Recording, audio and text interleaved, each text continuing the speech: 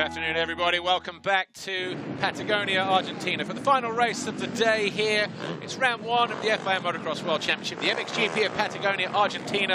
And it's our final visit of the weekend to action out on the track. And we will have to put this visit to the Nahuel Huapi National Park on hold for another year as well, because obviously we're back next year, but there's still just the final conclusion of this race to go. 30 minutes plus 2 laps, MXGP race 2. Previous winners in the MXGP category, of course, since we came here back in 2015, Max Nagel. Tim Geiser has won twice, back-to-back wins for the Honda rider in 16 and 17. It was Jeffrey Hurlings who was victorious last year. Of course, he is not here, but who will it be that picks up the victory overall this weekend? Well, maybe race 1 might shed some clues. Here's what happened. Here's the highlights from earlier on in the day.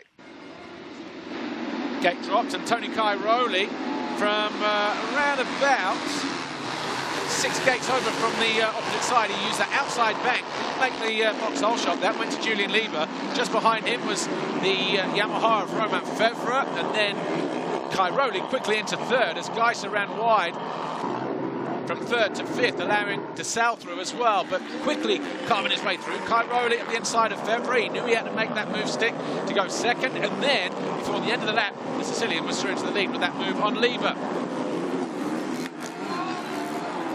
Kawasaki gave chase, but not for long, because Fevre was up the inside. He ran the Belgian wide through turn 2 at the start of lap 2, and that was it. He went through and gave chase to Cairoli as the 2 Kawasaki's later on in the race came close to banging bars. DeSalle managed to creep past his teammate Lieber, who then came under attack by Tim Geiser.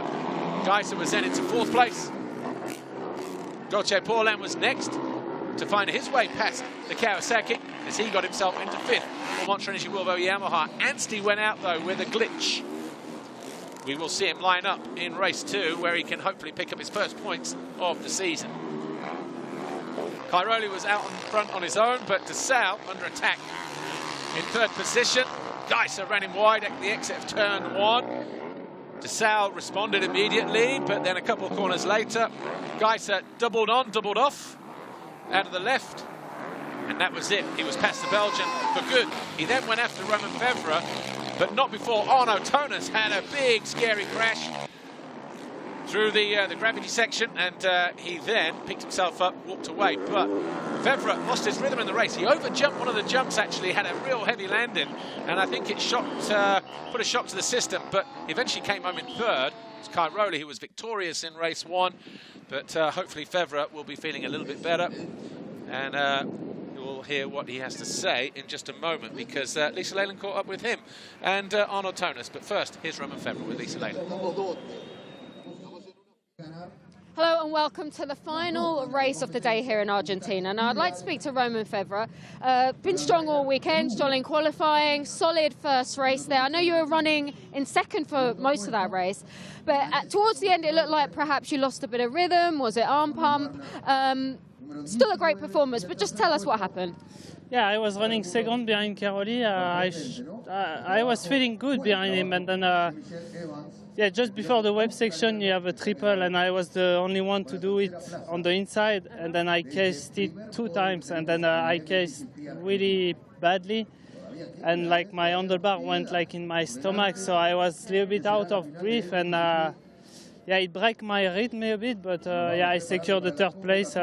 Yeah, looking forward for the 2nd moto. I feel really good, so it's. I hope it's the time. Yeah. Okay, have a great race. Thank you, Romain.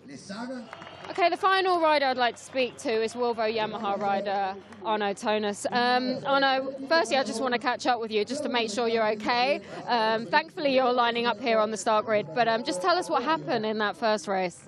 Yeah, I did a small mistake on that takeoff there, and I had a really hard hit, so I was a bit knocked out and had a big impact on my head and the rest of the body. But we made some adjustment on my body, let's say, with the physio. Did a great job in between the motos, and I'll give it a try and do my best. We'll see how it goes.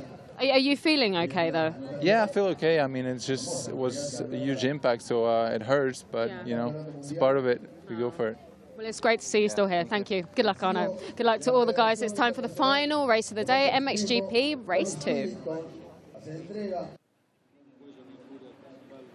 Yeah, great to see Arno Tonus lining up behind the gate for Monster Energy Volvo Yamaha. You saw how big that crash was. It looked like as he took off, he came up short and got a kick back in the opposite direction. Well, then it's quite a big drop into the hole there, and he just had nowhere to go and ran himself up the bank and tossed himself down the track. But Romain Febvre lines up on pole after winning the qualifying race yesterday. That's the order the riders will go to the gate for race 2, same as it was for race 1.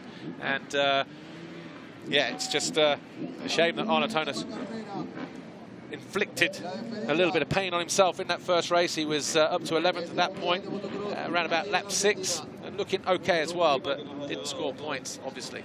Evgeny Bobryshev there, look, cruised round, didn't start race 1, pulled out of the qualifying race. Tony Cairoli, bike broke in the qualifying race, just coming out of turn 1. That's why he will go to the line in 28th place. Now, where you see Mr. Ingo Parch with our green flag here, the Monster Energy logo just ahead of him, next to the KTM banner, that's about where Cairoli started from in race 1, and I wonder if he'll get a little bit further down the track there for race 2. But Romain Febvre going through his little routine. He was able to line up first for Monster Energy Yamaha, and it looks like he has gone to gate 1. Max Nagel, actually, good to see him lining up, because Nagel apparently on the opening lap popped his knee out. So hopefully it's not a concern, and he'll be able to get through the second race here. So first lap, we never even saw him. There's Tim Geiser put in a good solid charge from 4th to 2nd. By then Cairoli was already too far down the track, but if we get the likes of Cairoli, Geiser, Febvre, Desal, Paulin up front again, who knows what could happen. Great ride for Jeremy Van Horbeek as well, by the way. The Honda SR Moto Blues privateer, riding number 89, came home in 6th position.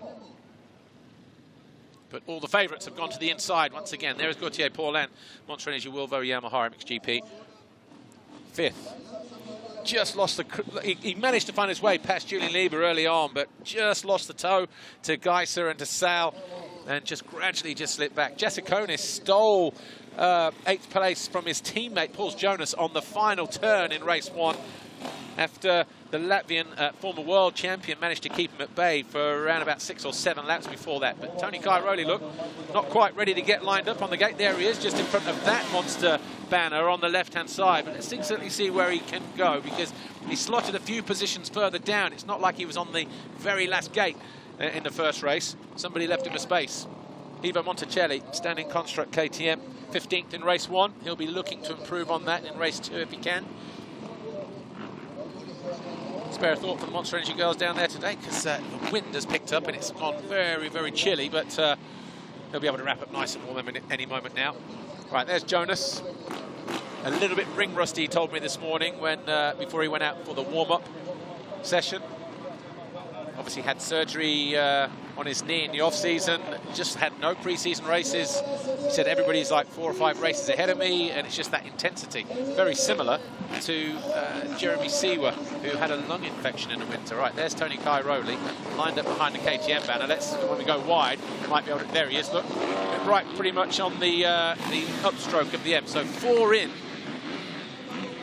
3 in from the left-hand side as we look down the gate. Tony Cairoli, we've got a green flag from Mr. Ingo Parch, our FIM race director. The Fly Racing 15-second board gets hoisted up into the air. That'll obviously turn to 5. Seemed like it was a quick gate drop for MX2 race 2 earlier. So here we go. Keep our eye over on the left-hand side and over on the right-hand side as well as the gate drops here. MXGP race 2. Another good jump for Cairoli as he quickly tries to get across the field.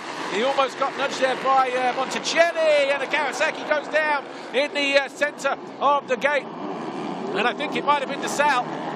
I think Desal has gone upside down through turn 1, because Tommy Searle is there and Lieber is there once again. So Desal, hopefully it wasn't him, but it definitely looked like it was one of the Monster Energy Kawasaki's. We'll soon find out. But it's Geiser who leads the way. Febvre is 2nd. 3rd is Tommy Searle. Van Horbeek on the red Honda is 4th.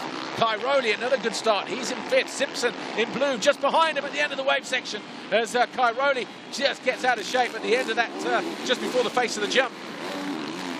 But the hard work has paid off. Well, I'll tell you what, a little bit of whiskey there around the outside for Cairoli as that scoop. Pirelli just dug in and almost flung him off the back. Tries to nudge. Well, Lima's down, and just ahead of him, it was Van Horbeke that got my goat initially. Right, there's Joachim Poli just behind him. He scored points in the first race with the Argentinian.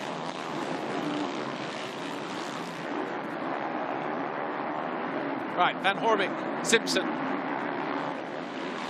And I think Monticelli or Anstey will have to keep our eyes peeled as they work our way through here. Oh, I think it was Monticelli, crouched behind that bar pad, the diminutive Italian. But the battle for the lead, right here though. 2:43. Tim Geiser over the line for HRC. Roman Fevre, Monster Energy Yamaha in there in second position. Searle for Boss GP. Kawasaki is in third. Fourth is Cairoli. As Fevre looks to go around the outside. Oh, and he neatly cuts back as well to the inside. Good drive over the crest. No accelerating bumps, and he's got good drive as well, and he will command the inside. It just depends whether Geiser switches it back at the end of the straight. But you know what? I was going to say, Fevre is way too cute for that, but Geiser almost pulls it off. This is where he cased twice in a row, and he said the second one, he took the handlebars in his stomach. Oh, he loses his footing as well over the waves, and Geiser straight back into the lead. Cairoli back there in third place. Paulin and De Salle did go down, I think, in the first turn. Certainly Paulin, and he is back in about 24th. De Salle just a couple of positions ahead of him, making his way through the field as well. Lieber picking himself up just outside the points, and so too Koldenhoff. So some casualties on the first lap in terms of no good starts and riders with a lot of work to do. But once again, Fevre getting good drive and goes long around the outside and picks off Tim Geiser. So the Yamaha rider leads the Honda rider. He said he felt good at the start of the race in the pre-grid interview with Lisa Leyland, so let's see how good he feels. Said he was just happy to sit behind Cairoli, felt good behind him as well in race one, but little mistake there. As he thought about getting on the gas, just shows how tricky the surface is here. But Roman Fevre leads, fastest man on track, a 44.7 compared to the 46.1 of Geiser behind him. Tricky racetrack here, of course, hard and slick and wet in places. Loose and loamy. There's Cairoli in third place. Fourth is Searle. 5, Van Horbeke. 6, Simpson. 7, Monticelli. Anstey 8, Tonus 9, Jassiconis 10, Nagel 11, Lupino 12, Tixier is in 13th place. Then we've got Jonas, Siwa, De Salle up to 16th, Bogus, Lieber, Paulin and Jetro Salazar.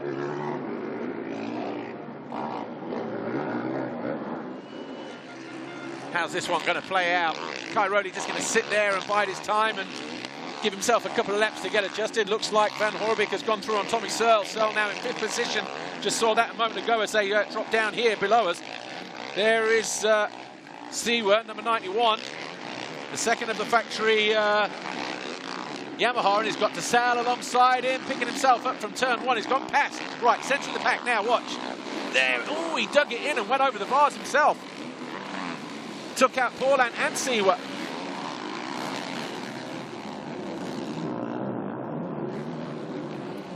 So De Salle picks himself up after ejection himself, turning slightly too tight to the left. Just looked like the front dug in and just went whoop, threw him over the bars. And of course, when everyone's tightly packed like that, like sardines, nowhere else to go. Paul and Siwa straight into the back and over the top.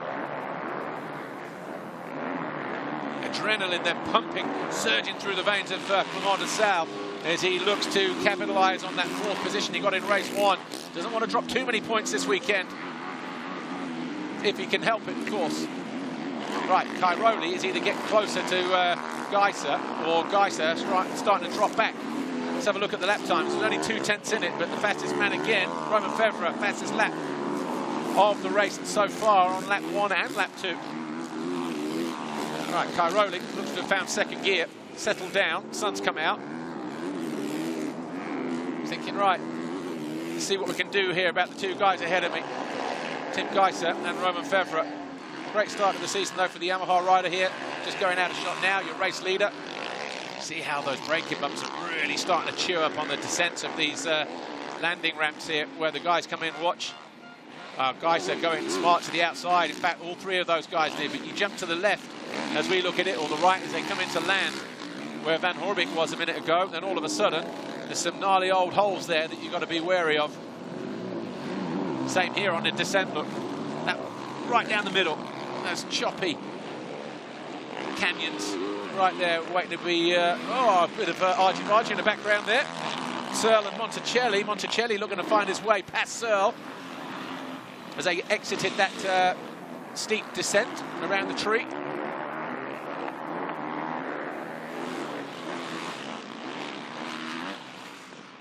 Right, Febvre had about 1.5 seconds over Geiser. Geiser has either turned it up a little bit here, or Febvre has just made a couple of mistakes. Let's see, 44.3, 44.7, 44.5 with the top 3 times last time around. Febvre, Geiser, Cairoli.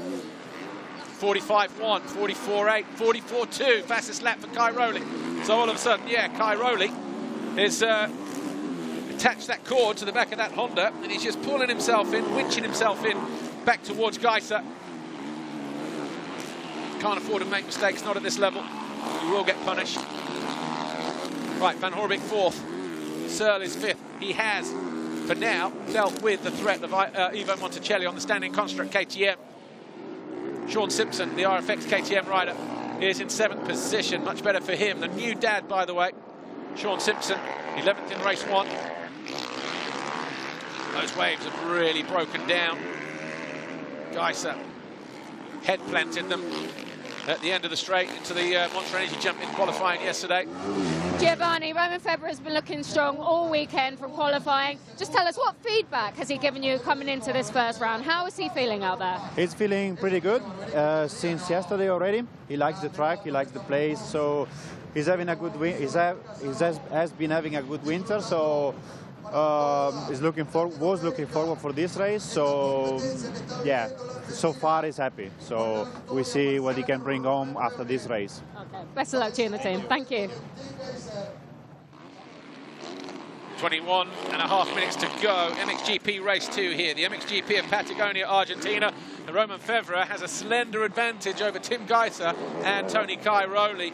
And at the moment, it's he who leads the overall classification. 45 points for a win, and or potentially a win and a 3rd in race 1. Cairoli, a win in race 1 and potentially 3rd here. And then Tim Geiser on 44. That's how close it would be. 45, 45, 44. Febvre, Cairoli, Geiser. But it's down to Febvre to try and respond here. Either way, it's going to be a battle for the next 21 minutes between the 3 giants of MXGP here this weekend.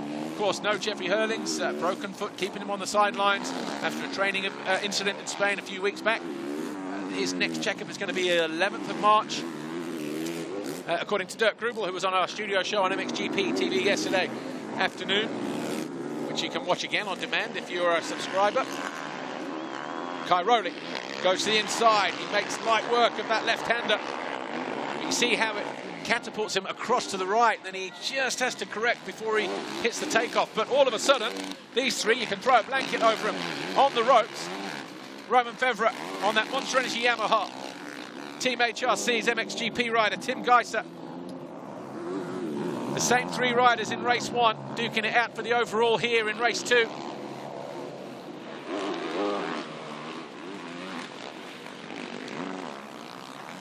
.222 spells danger, doesn't it?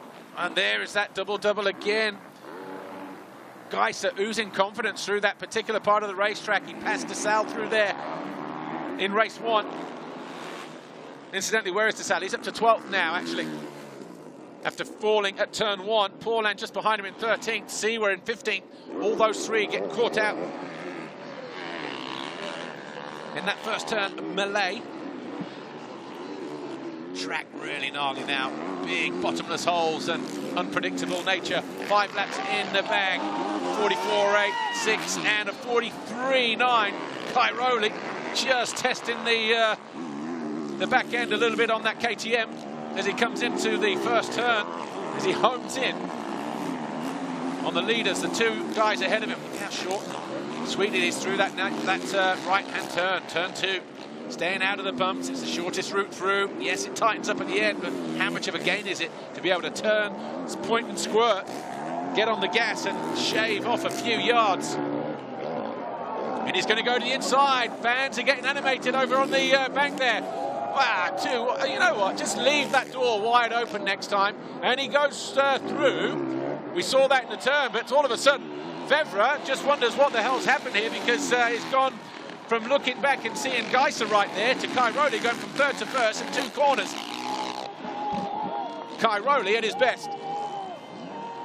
Light work he made of the 2 guys ahead of him, and all of a sudden it's they who are going to be playing catch-up, or they who will have to just turn up the screw and take the challenge to the 2:22. So Cairoli, your new leader on lap 6. Febvre second. And Geiser back there in 3rd place. Sometimes, you know, it's not so easy to lead. Maybe Romain Febvre just feeling the heat a little bit. Who knows? Maybe now it can just start to relax a little bit, if there's ever such a word, when you're sandwiched between Cairoli and Geiser. Well, he's turned a 1.8 deficit into a 1.5 advantage as Cairoli that time around, as he sets another fastest lap of the race, 43.4 compared to the 46s of Febvre and Geiser. So as he suffered the misfortune of a DNF in qualifying yesterday when his bike let go on the exit of turn 1 around about 4 or 5 laps into the qualifying race, he responds well with 2 decent starts from over on the far right-hand side of the gate. Wins race 1, and all of a sudden he's back in front. Just watch this sequence of events here from Cairoli a lap ago as he extends his lead, and Febvre makes a mistake at the end of the waves and Geiser goes through. So as we cut away and waiting for them to come into land, Geiser surged past Febvre and into 2nd position. So Febvre just needs to settle down a little bit here and regroup and take a little bit of breath, because Cairoli has just disappeared. And Geiser has caught him napping.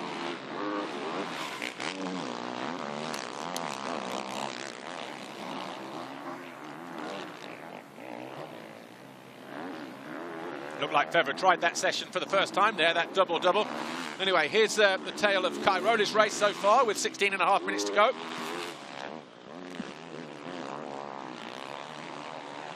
Watch this. That was monumental at the end of the straight as he gave chase in 3rd. Then look how wide Geiser was here as Cairoli just snuck up the inside. He made the pass there on Geiser, and before the end of the waves, he was alongside Febvre, just ran him wide, took over the lead, all in the space of about, what, 250 metres, something like that. Great riding from the 9-time champ. There's the gap between him and Geiser, who's comfortably dispatched of Romain Febvre just there in blue for Monster Energy Yamaha. Another fastest lap on lap 7 for Cairoli, getting quicker and quicker as this race goes on. But joining him in the 43s, Tim Geiser that time around, as he set his best lap of the race. But Battle of the Brits here in 5th. Tommy Searle, the Boss GP Kawasaki, and the standing construct KTM, a little bit front end high there of Max Anstey. Didn't score points in race 1 for whatever reason, but he's up and running strongly. And there's Simpson, so 3 Brits with the Scot there in blue of Sean Simpson. AJ just behind him in white for Rockstar Energy Husqvarna. Then DeSalle as he wrestles with his Monster Energy Kawasaki at the end of the wave section as well. And then Tonus. Or is it Paulin? Paulin is actually right there. So Tonus has been dealt with. There he is in the background. So DeSalle has dragged with him Gauthier Paulin every step of the way. There he is, number 21, right off the back of that group on his Monster Energy Volvo Yamaha. Right, Simpson got his hands full here, hasn't he? And there you see Paulin going double-double. Starting to break down a little bit. It's not pretty. DeSalle eases past Jasikonis. who hasn't ridden really since Hawkstone Park International, when he had a bit of a on-track excursion and a little bit of fisticuffs with Tommy Searle, those two jumping into each other, whichever way he looked at it. But he had a bit of a dead leg as a result of that little crash. Huge crash. So it's kept him out of action for a couple of weeks or so. And maybe that's just starting to tell, because he's just lost 2 positions in quick succession to DeSalle. And Paulin there, number 21. So 8 laps complete. Nice line there from DeSalle. Goes wide and squares it off, but is it more efficient than the hugging the inside as Cairoli, for instance, who now has 3 seconds over Geiser at the head of the field? That's what 3 seconds looks like as he jumps around the turn here at the top of the hill. Fevre about another 4 seconds further back in third. Van Horbig fourth. Decent showing for the Honda SR Motor Blues squad. Complete privateer team. Oh, I tell you what, he was in danger of running the risk of going through the berm there, Geiser. It was like caster sugar. Maybe icing sugar. It was just nothing to it at the top of the berm there. The guy Ernie board in the background.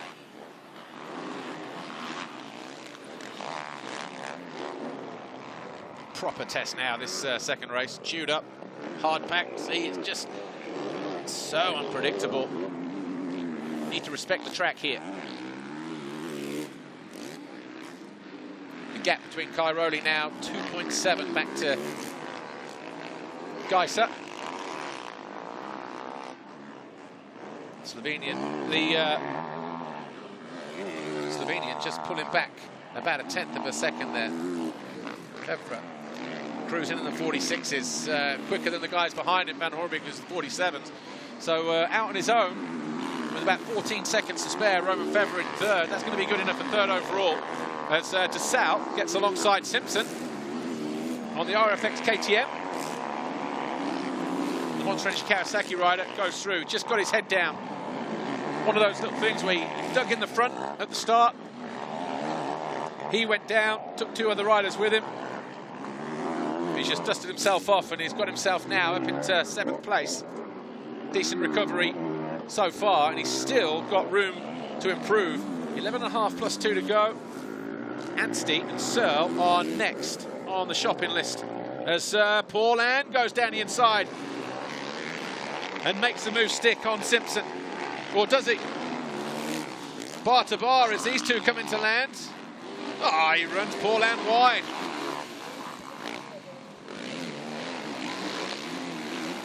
Wonder how much of that was a little bit of needle from last year.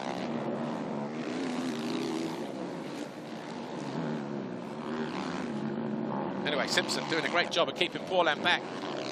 Paulin, all through this race, has gone every step of the way. He's gone toe-to-toe with DeSalle as they've come through the field. There we go, double-double for Paulin. He'll make his move here in this next right. Makes sure he tries to keep Simpson to the outside as he goes through. Here is Romain Fevre, Monster Yamaha rider, in third. He's about 6 seconds down. I wonder how much of this is going to be a consolidation exercise. 5th overall last year as he tied on points with his teammate, of course, Jeremy Van Horbig, who was 4th. But to get on the podium, that'll be something, because didn't get on the podium until Matterley last year, Romain Fevre, more than around about the halfway point of the season.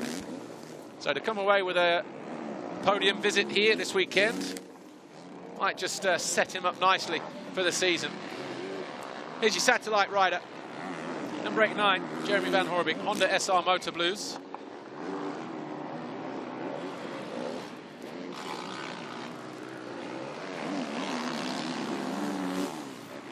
Going through in 4th position, but considerable way off the pace of the top 3. Cairoli, guys from Fevre, who put in a pretty decent push in the early part of the race. So around 14 seconds down on Fevre. Lapping similar, 6/10 of a second down on him last time around. Oh, on to Anstey and Searle still going at it here. Battle of the Brits. Searle still hanging on to 5th for Boss GP, Kawasaki. Of course, he was biking DRT last year, wasn't he? So retains his links with the Kawasaki squad. Number 100, Tommy Searle. Gets bounced to the outside there, though.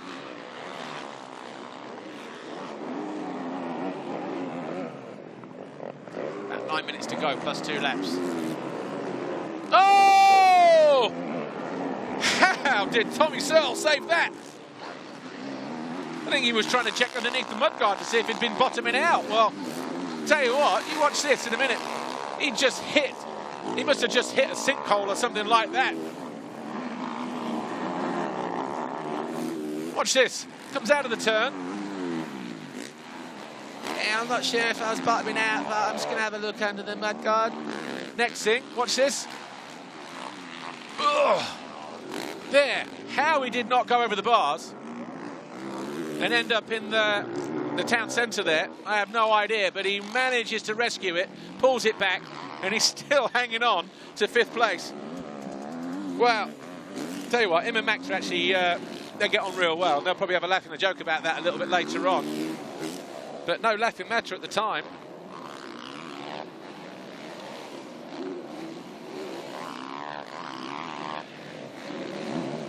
And Anstey has gone through on Tommy Searle. And now he's been caught by the number 25 of Commander Sal. So the factory Kawasaki will look up and he'll see Tommy Searle just ahead of him. Paulin did lose ground as he got caught behind Simpson. Simpson in 9th, of course. This has been a decent performance for De Sal and Paulin, actually, because pick yourself up off the first turn and you find yourself in 27th, 28th place. Then you start getting into the top 20 and all those guys. I mean, it's a stacked MXGP field. Reel the names off: Cairoli, Geiser, Febvre, Van Horby. You've got Searle, Anstey. Obviously, there's De Sal and Paulin who are working their way through traffic, but you've got Simpson in there, Jessiconis, Tonus, Jonas, Lupino, Siwa, Lieber, Monticelli, Tixier, Bogus, Koldenhoff. Koldenhoff, of course, who was victorious in both races, the Monster Energy FIM Motocross of Nations in America last year.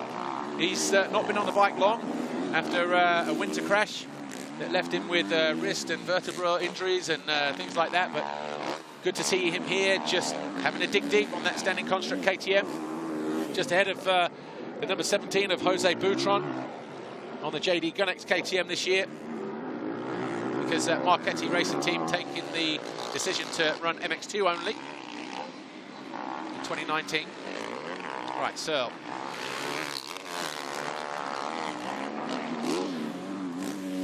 Probably had to check that his berries were still intact as well after that little moment a moment ago.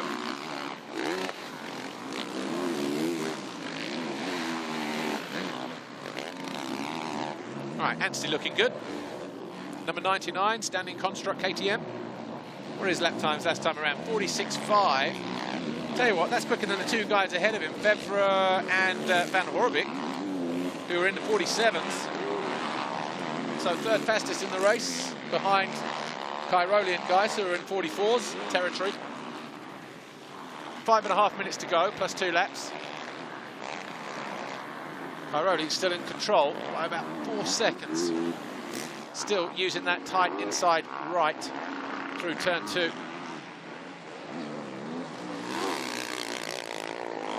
Febvre buries the wheels of his factory Yamaha through turn 1. Oh, yeah. So unpredictable through there. Remember Siwa had a monumental crash through there last year, didn't he? Good first race and written himself off in the second one, or was it the other way around? Yeah, second race he decided to put himself in a slingshot and launch himself across the track. Rang his bell as well. Anyway, here's Geiser. That gap still around about 3.5 seconds between him and Cairoli. Cairoli can't afford to relax. Catching another edge. It's where he rang himself into the ground yesterday. Tim Geiser in the qualifying race. Oh, and Febvre Fevre, oh! Out of third place, the Monster Energy Yamaha rider. Is that at the end of the waves? I think it might be, you know. Yeah, he goes high and wide. Does he catch an edge? Yes, he does. Oh! And I tell you what, that right leg took a pounding on the impact.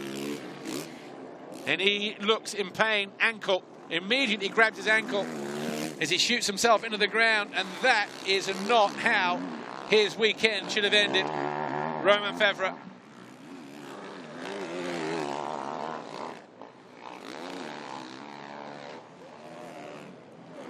So Van Horebeke will take over third place on the Honda SR Motor Blues machine. And I think he'll also take over third overall in the Grand Prix as well at the expense of Romain Fevre. Wow.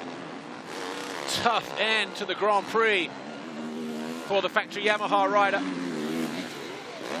So Cairoli then, 4.2 seconds clear of Geiser. Van Horebeke here, third in the race, is going to be third overall in the Grand Prix on 35 points.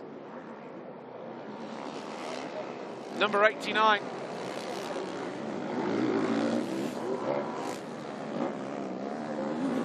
He knows what it's like to go down through this part of the racetrack as well, does Van Horebeke.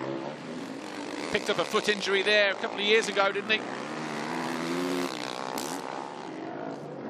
That was a big impact for Fevre.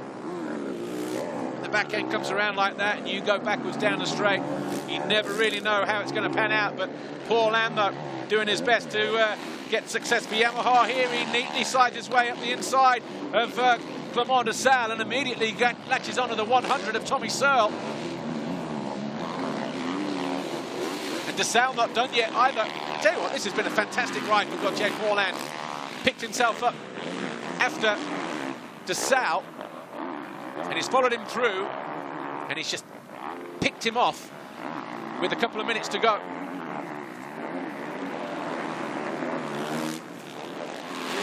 Right, there's Anstey, standing construct KTM just out of sight now.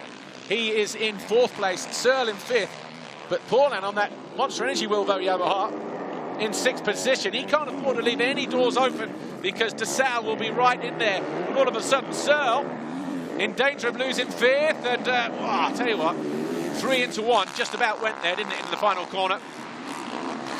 Nice line there from Searle over to the left and then drifting across just to avoid some of those gnarly old holes midway down that pit lane straight. But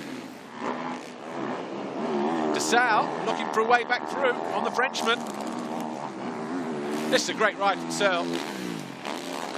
Kind of been lost in MXGP wilderness the last few years, hasn't he? Well, pretty much since he moved up from MX2 for one reason or another, but hopefully the move to Boss GP will suit him and his style. But he's got his hands full with Gauthier Paulin here, who has to go from left to right just to try and pick off the Brit.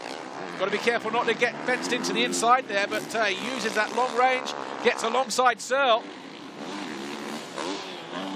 Got to go the long way round, but he'll probably repeat the move that he put on de Salle a lap ago. Not able to. Searle just a little bit cute for that, but he goes short on the landing. He's going to have to go to the outside here, Paulin. No, decides to queue up behind the 100. Oh, back end on the Paulin's Yamaha. Just a little bit out of shape on the downside there. Suddenly, Tommy Searle keeping these two hard chargers at bay. Paulin and de Salle. Keeps Paulin to the outside, who has to think outside of the box and quickly as well, because he knows he's got the threat from de Salle, who takes a look over his shoulder there. See where the threat is coming from. So 3 laps to go. Cairoli over the line, 4.4 seconds clear of Tim Geiser. Van Horebeke about 31 seconds further back in third, but Anstey in fourth, and then we've got this titanic battle for fifth. Searle, Paulin and de Salle. Tommy Searle doing a great job of hanging on in there at the moment. But how much more can he take? They seem to have dropped de Salle for now.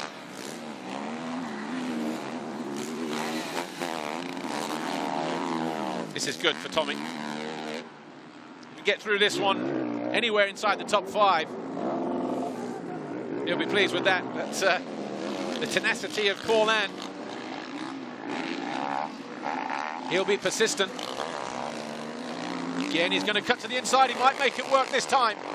He does. Searle goes too far wide, and an easy picking in the end for Gauthier Paul-Ann as he carves his way up into 5th place. Wow, a couple of great performances in this race then. We've got Anstey up there in 4th, Searle now in 6th, but Paul-Ann off the deck at turn 1. Gets himself into 5th, and he's not done yet. He might even find his way onto the rear wheel of Anstey, but it might just be too much of an ask for him to find his way past the second of the Brits in this one in the closing stages of the race. That's down to Anstey, though, whether he backs off or whether he realises the threat, because his team will tell him that it's Paul-Ann now that's chasing him down.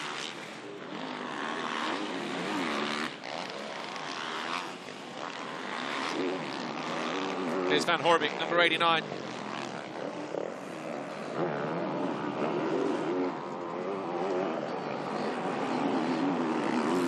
Over the line for the penultimate time. Digging in deep. Good enough for a podium. Top 3 finish at the first time of asking. I tell you what, it's been one of those weekends, hasn't it? If you've not watched MX2, and obviously I won't spoil it, but in terms of gutsy performances and all of that, you'll see what I mean from the result from MX2 in terms of overall aspects.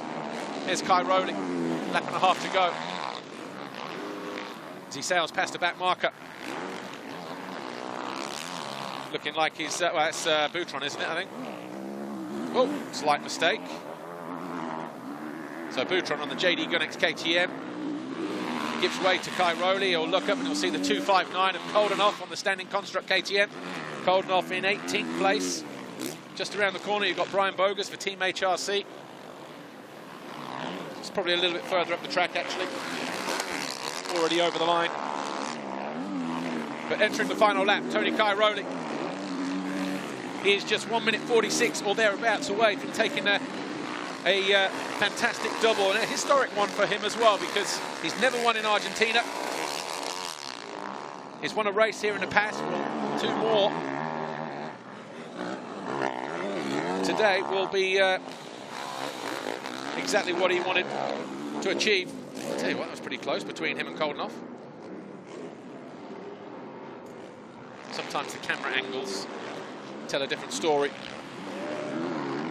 Anyway, the Jerryman, he'll be pumped, full of confidence when he gives us his podium spiel at the end of it all. There's Geiser going through in second. Again, just a little bit wayward.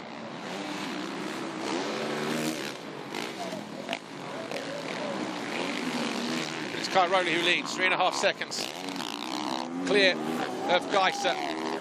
Van Horebeke in 3rd, Anstey 4th, Paul-Ann is in 5th place, Searle, fantastic ride in 6th position, De Salle is in 7th place, but he looks like he's regrouped as well, because about 1.5 seconds behind. Already celebrating Kai Rowley as he looks to add a little bit of history to his already impressive CV. And you know what, I think this will be a very popular win as well. Big fan base. Kind of had to do it the hard way as well, from a DNF in qualifying. Put himself on the outside of the gate, but you know what? Tony Kai Rowley has deserved his win here this weekend. And Tony Kai Rowley, Red Bull KTM Factory Racing, makes it a 1-1 and finally wins here in Argentina. Geiser comes home second, about 2.5 seconds back in 2nd place for Team HRC. The Jerryman, we'll wait for him to come through. He was about 30-40 seconds down on these two. But the Honda SR Motor Blues satellite rider, privateer, call him what you want to call him, a journeyman now, or whatever you want. He's about to come through in 3rd place. And you can see what it means to everybody down there in Red Bull KTM. Out of the final turn then, Jeremy Van Horebeke. It's going to be a big day for him and his team as well, as he takes the checkered flag in 3rd. That's going to be good enough for 3rd overall. Not sure if he knows that yet or not, but now he does. Now he knows that, and that's what it means to the Belgian. The Jerryman is going to be on the box. Didn't make the podium at all last year, and probably going to be the best bike he's ever ridden and the best team he's ever raced for and all of that. But you know what? Who cares? It's a big day for Jeremy Van Horbeke, and there you see the realization, what it means to him and what it's going to mean to the team a little later on as well. His last podium, of course, came at in Valkenswaard in 2017, in a year where he only got 2 podiums, actually. A second here in Patagonia and third a couple of rounds later in Valkenswaard at the European round. But that is a big, big, big day for Jeremy Van Horbeke and that satellite squad of SR Motor Blues Honda. Anyway, here's Tony with Lisa. Tony Cairoli, massive congratulations. First overall victory here in Argentina, and you did it with a double, even starting off on the back foot. Yeah, I didn't have such a great start as the first moto, but I could manage to, after the second, the third corner, to get in, and then follow from N and team. I know I had some seconds that I could drop, so the riding was good, not much mistakes, and I could take home the win, so I'm really happy, and thanks everybody. Great job, thank you. Bravo, Jerry! Grazie.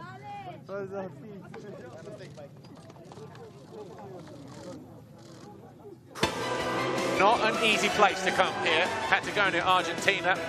A lot of sinkholes in the ground, as we saw Tommy Searle almost get ended over the front, and the back end working overtime there from Tony Cairoli and Roman Fevre getting caught out in the wave section. But this guy here went one better than he did in 2018. He finally stands on the top step of the podium. Tony Cairoli, he wins race 2, and of course he takes the overall win here at round 1.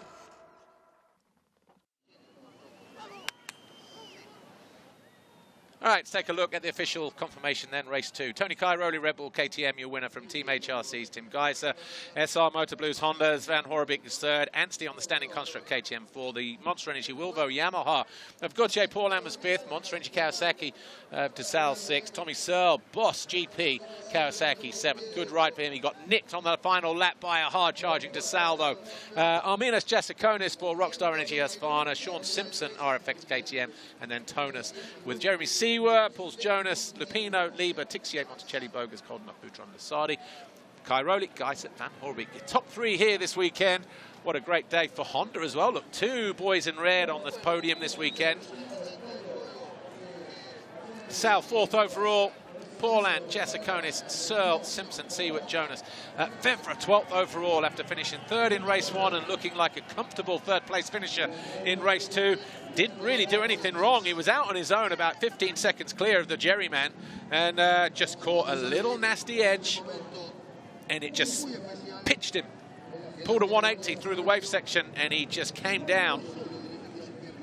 May as well been as high as the moon, because the impact there as you're coming down on the upslope of one of those waves, he knew straight away as well, didn't he, Roman Fevre? Hopefully it's nothing more than a tweaked ankle, but he knew. He was carried off the track. He couldn't even get up and walk. So hopefully we'll have more information over the next couple of laps. But in the meantime, let's get on with why we're here. The Foxhole shot. Who was it in race 2? Julian Lieber in race 1. Wah. There's DeSalle eating dirt.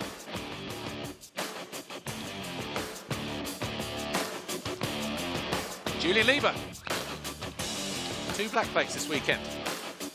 Monster Energy Kawasaki Racing Team. So we know we can get out of the start. Just needs to put the rest together now.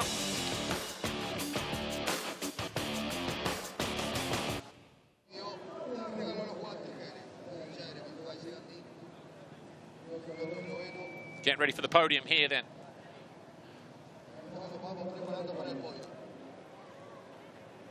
So the opening round of MXGP, the FIA Motocross World Championship, the MXGP of Patagonia, Argentina, here at Neuquén, just outside of Villa Langostura. Great atmosphere, great weekend of racing, right the way through from Saturday to the end here today. And 3rd overall, well, it's going to be a massive visit to the podium for this guy here. It's first since, what, round 5, 6 or something like that from 2017. Jeremy Van Horbeke, Honda SR Motor Blues. When was the last time we had a satellite rider on the podium? 1948, maybe? joking, of course. Tim Geiser, Team HRC. Just picking up a couple more points on the factory Honda. Well, quite a few actually, 35 to 44, wasn't it? So 9 in the end. So Tim Geiser, second overall. He's already in better shape than he was this time last year. But listen to this reception. He may as well be home in Italy at Trentino. Antonio Cairoli, Red Bull KTM Factory Racing, stands on the top step, takes the GoPro out as well. We'll have to edit that ourselves. No Ash Manton here this weekend. We'll see him at Matterley Basin in a couple of weeks. Claudio De Carli makes another visit to the podium. This guy, in terms of management and managers, he's legendary, just like the guy that's standing on the top step of the podium, isn't he? Trophies being handed out. Third overall. I'll tell you what, that might just take pride of place for the Jerry man, as David Eli, Eventos president, plus Eventos president, handing him his third place trophy, much deserved as well. Once again, Mr. Skillington going down the line from third to first to second to deliver the trophy to Tim Geiser this time in MXGP.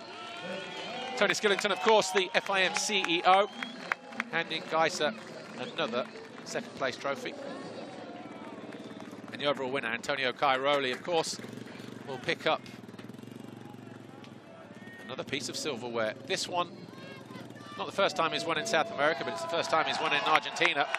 Marisa Ocarazzo, Ministry of Tourism, the province of Neuquén, on hand to deliver that to the popular Sicilian.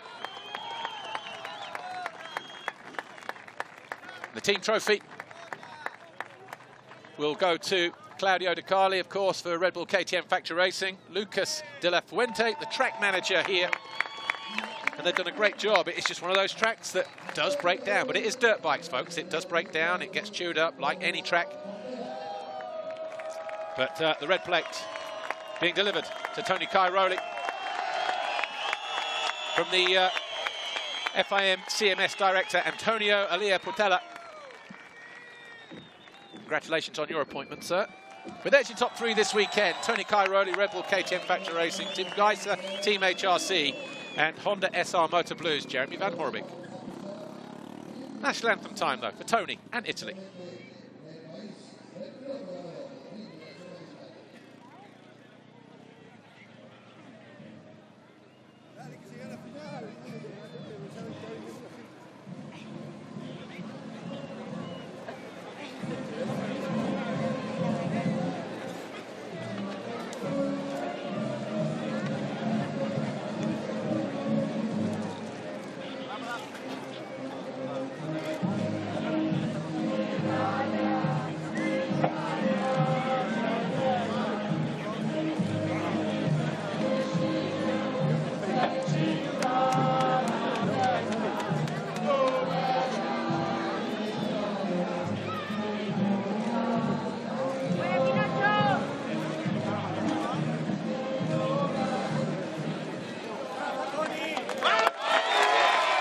Tony Cairoli victorious here.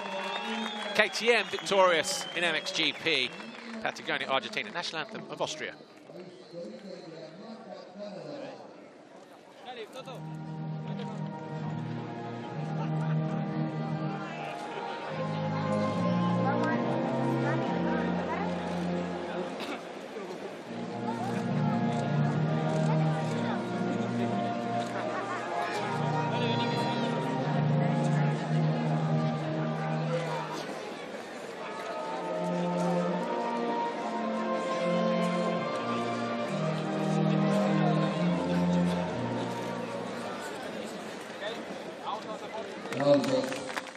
Your top three here this weekend, then the opening round of the FIM Motocross World Championship, the MXGP of Patagonia, Argentina. Tony Cairoli, Tim Geiser, and Jeremy Van Horbig will be back to talk to the top three in just a couple of moments after the best moments.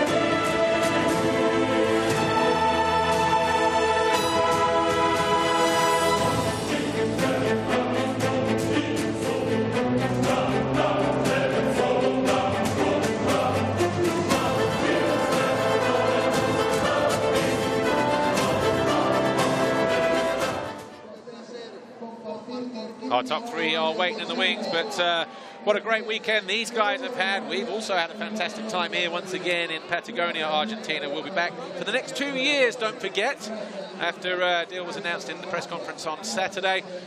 2 more years added on to this fantastic venue. If you've never been here, what are you waiting for? Anyway, here's Lisa with the winners. Tony Cairoli, massive congratulations. 2 fantastic starts today. You went from 3rd to 1st in 2 corners at one point. It was definitely you at your best. Just tell us, what was it like from your seat? Yeah, I was a little bit not happy about yesterday, because for sure it's really important on this track to get a good start, because the speed between everyone is quite similar. So I had to start completely from the outside, which made it very difficult. I need to put in all my skills to make a good start, and it worked both times. So I was in the top 10 both starts, so this was good. And I could manage to make a quick pass on the second moto, and I'm happy. You know, it's important to stay focused and to stay always there and always on the podium. This is the goal, you know, for this season. Great job, congratulations. Second overall today we have Tim Geiser. Tim, it was so close between you and Tony. You looked confident all weekend. Despite some fantastic racing, you couldn't quite get him in that second moto, but you must be feeling great being on the podium for the first round. Yeah, I'm feeling good. Yesterday I have a big crash in qualification heat, so I was a bit sore today. But yeah, first race was okay. Finished second after coming from behind. And also second one, I had a good start. I was in front. Then I was a bit tight, you know, like didn't relax myself from beginning. And then Febre passed me, and also Tony. And then I start again finding nice lines and start to finding that flow. And I was getting better and better till the end. But it was always like 3 seconds, like 2 seconds the gap. But yeah, I'm quite happy. Yeah. Congratulations, thank you. Third overall today we have Jerryman van Horbik. Jerryman, we don't see you on the podium all of last year. You went from factory team to satellite team. You've made a point today. You must be very happy.